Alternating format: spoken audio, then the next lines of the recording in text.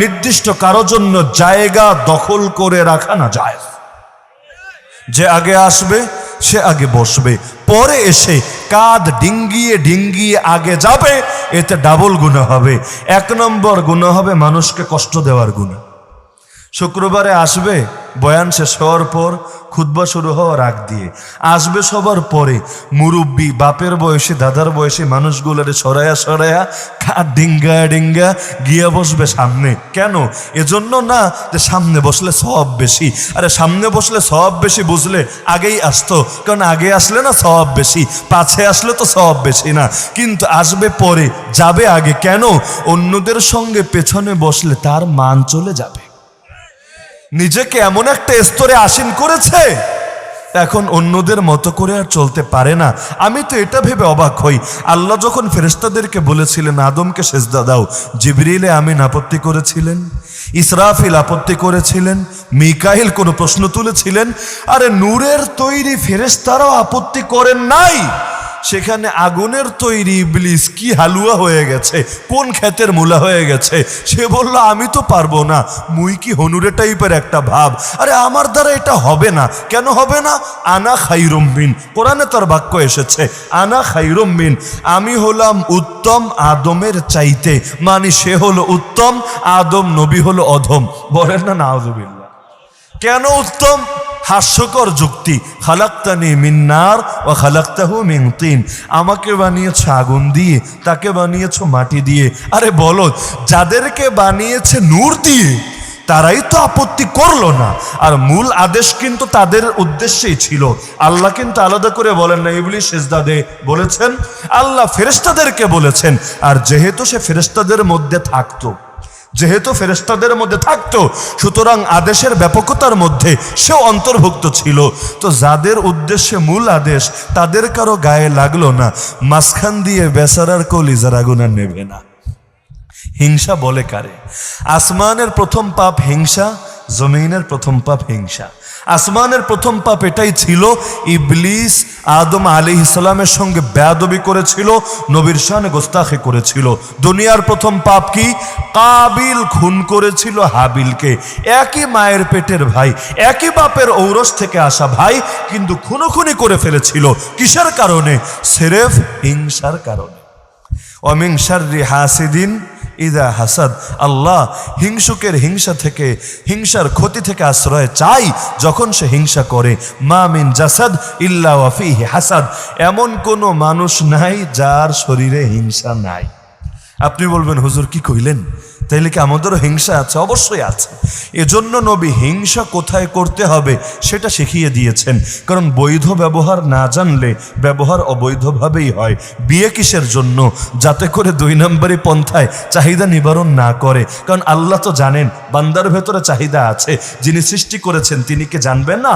আলা ইয়ালামু মান খালাক ওয়া হুয়াল লাতীফুল খাবীর। তো তিনি জানেন যে বৈধ পন্থায় যদি চাহিদা নিবারণের পথ না বলা হয়, অবৈধ পন্থায় বান্দা লিপ্ত হবে। এজন্য পুরুষকে 4 বিয়ের অনুমতি দিয়েছেন, নারীর জন্য একসাথে একটাই অনুমতি দিয়েছেন। কেন? তিনি ভালো করেই জানেন পুরুষের জন্য 4-এর বেশি প্রয়োজন হবে না, নারীর জন্য 1-এর বেশি প্রয়োজন হবে না। হ্যাঁ, এখন বলবেন হুজুর একটাই তো আমাদের পোলাপান করে না। করবে কেন? সমাজকে পচাতে চাইলে বিয়েকে কঠিন করতে হবে, জিনাকে সহজ করতে হবে। এ কারণে বাল্য বিবাহ নিয়ে কত কথাবার্তা, বাল্য প্রেম নিয়ে কেউ আওয়াজ তোলে না। আরে বাল্য বিবাহতে যে সমস্যা, এর চাইতে বেশি সমস্যা তো বাল্য প্রেমের মধ্যে। এই যে বাল্য প্রেম দিয়ে পুরো সমাজটা নষ্ট হয়ে যাচ্ছে। কত ছেলে পেলে এমন, আমরা যেহেতু সারা দেশেই সফর করি, বহু ধরনের মানুষের সঙ্গেই তো ওঠা বসা হয়। অনেক ছেলে পেলে বলে হুজুর দোয়া করেন যাতে ভালো একটা পাত্রী পেয়ে যাই। আচ্ছা, বিয়ের জন্য চেষ্টা করছো? যে হুজুর করছি। কয়দিন হলো? এই তো বেশি না 1.5 বছর হয়েছে। আচ্ছা, 1.5 বছরে ভালো পাত্রী পাই নাই? না না হুজুর, বহুত তো খুঁজেছি, বহুত দেখেছি, কিন্তু খুঁজতে খুঁজতে এমন এমন তথ্য বের হয়ে আসে, 90 কদম এগিয়ে পরে বাকি আরো 100 কদম উল্টো পেছন দিকে ফিরে আসা লাগে। একদিকে দেখেন পাত্র পায় না পাত্রী, আর একদিকে পাত্রী পায় না পাত্র। তার মানে পচন কি পরিমাণ ধরেছে সমাজে রন্ধে রন্ধে। প্রেম করতে গেলে মানুষের অভাব নাই, বিয়ে করতে গেলে পাত্রও নেই পাত্রীও নেই। তো এই যে সমাজটাকে পচিয়ে দেওয়া হচ্ছে, নষ্ট করে দেওয়া হচ্ছে, আরে শুধু ভার্সিটি লেভেল আর কলেজ লেভেল না, আরে এখন তো এমন যুগ এসেছে হাই স্কুলও লাগে না, এক প্রাইমারি স্কুলের মধ্যেই যে নোংরামি নষ্টামি শুরু হয়েছে, নাউযুবিল্লাহি মিন যালিক, এগুলো নিয়ে বলাও আজকাল মুশকিল হয়ে গেছে। আরে তোমার ছেলে শিক্ষিত হবে ভালো কথা, তোমার মেয়ে শিক্ষিত হবে ভালো কথা, ফ্রি মিক্সিং এর দরকার কি, সহশিক্ষার দরকার কি? একসঙ্গে পাশাপাশি বসিয়ে পড়ালে নেকি বেশি হবে, জ্ঞান বেশি আসবে। আলাদা আলাদা করে শিক্ষা দিলে আরে একেবারে মূর্খ বলদ দামি সাবা গুবা থাইকা যাবে। এই কথা দুনিয়ার কোন দেশের কোন বিজ্ঞানী বলেছে? এগুলো তো বিজ্ঞানসম্মত কথা না, ধর্মীয় কথাও তো না। তো যেই দেশের অধিকাংশ মানুষ ইসলাম ধর্ম অনুসরণ করে চলে এবং অধিকাংশ মানুষ ইসলাম ধর্মের প্রতি শ্রদ্ধা পোষণ করে, সেই দেশে এভাবে প্রতিটা এলাকায় এলাকায় সহশিক্ষা এভাবে চালু করার দরকারটা কিছু। ছেলেদেরকে আলাদা করে পড়ালে, মেয়েদেরকে আলাদা করে পড়ালে ফিতনা কম হতো না বেশি হতো? বলেন না, কম হতো না বেশি হতো? আর এমন এমন সাবজেক্টও ঢুকাচ্ছে, যৌন শিক্ষা, ভালো কথা, যৌন শিক্ষা সব ক্ষেত্রে খারাপ বিষয়টা এমন না। কেন কওমি মাদ্রাসায় যৌন শিক্ষা কি নাই? সেখানে কি বিভিন্ন ধরনের মাসালা মাসাইলের আলোচনা কিতাবে নাই? এমনকি কোরআনে নাই, হাদিসে নাই? আছে। তো যৌন শিক্ষাকে অস্বীকার করার সুযোগ নাই। ইসলাম যদি পরিপূর্ণ হয়, ইসলামে সব বিষয়ে শিক্ষা যদি থাকে, তো যৌন শিক্ষা ইসলামে থাকবে কি থাকবে না? অবশ্যই থাকবে, অস্বীকারের সুযোগ নাই। কিন্তু সেটা তো শালীনতার সাথে হতে হবে, ভদ্রতার সাথে হতে হবে।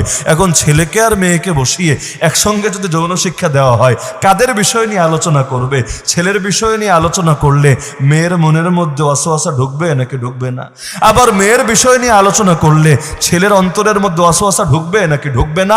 আরে যেখানে কোরআনে সূরা আহজাবে আল্লাহ তাআলা তার নবীর স্ত্রী, ভাবতে পারেন, যারা মুমিনদের মা, তাদেরকে পর্যন্ত আদেশ দিচ্ছে, খবরদার কথা যখন বলবা তখনও নম্রকণ্ঠে কথা বলো না, তাহলে যাদের অন্তরে ব্যাধি আছে তাদের অন্তরে ভিন্ন চিন্তা ঢুকবে, শাহওয়াত ঢুকবে, ওয়াসওয়াসা ঢুকবে। তা আল্লাহর নবীর স্ত্রীরাই যদি কথা বলে স্বাভাবিকভাবে পরপুরুষের সাথে, এতেই তাদের অন্তরে যদি ফিতনা ঢোকে। আল্লাহর নবীর ঘরে অন্ধ সাহাবী এসেছেন, নবী তার স্ত্রীকে ঘরের ভেতর ঢুকতে বলেছেন নাকি বলেন নাই? নবীর স্ত্রী অবাক হয়েছিলেন, ইয়া রাসূলুল্লাহ, সে তো অন্ধ, আমাদেরকে দেখবে না। নবী বলেছিলেন, আফা আমি আওয়ানি আনতুমা আলাস্তুমা তুবসিরানিহি, তোমরা কি অন্ধ নাকি? তোমরা কি তাকে দেখতে পাচ্ছ না? যাও ভেতরে চলে যাও। আনজাশা নামে রাদিয়াল্লাহু আনহু এক সাহাবী গজল গাচ্ছিলেন। আল্লাহর নবী তখন তার স্ত্রীকে নিয়ে সফরে ছিলেন, আর সেই সাহাবী তার বাহনকে টেনে টেনে নিয়ে যাচ্ছিলেন। তো আল্লাহ নবী বললেন, রুয়াইদাকা ইয়া আনজাশা লা তাকসিরিল কওয়ারির রিফকাম বিল কওয়ারির। আনজাশা, থামো, চুপ করো, কাঁচ ভেঙে ফেলো না। নারীকে সাদৃশ্য দিলেন কাচের সঙ্গে, কাঁচ সহজে ভেঙে যায়, লোহা এত সহজে ভাঙে না। বললেন, তুমি সুন্দর কণ্ঠে গজল গেয়ে গেয়ে এই নারীদের মনে ফিতনা সৃষ্টি করো না।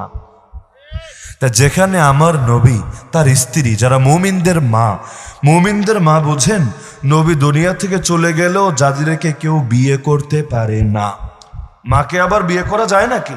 আর যায় নাকি? তো মুমিনদের মা যারা, তাদের ব্যাপারেই এত বেশি সতর্কতা অবলম্বন করলেন রাসূল, সতর্কতার আদেশ দিলেন আল্লাহ। সেখানে আমরা কি করছি? নাউযুবিল্লাহি মিন যালিক। আবার এগুলো নিয়ে কথা বললে যারা বলবে, এদের বিরুদ্ধে উল্টো লেখালেখি শুরু করে দিবে হলুদ মিডিয়া।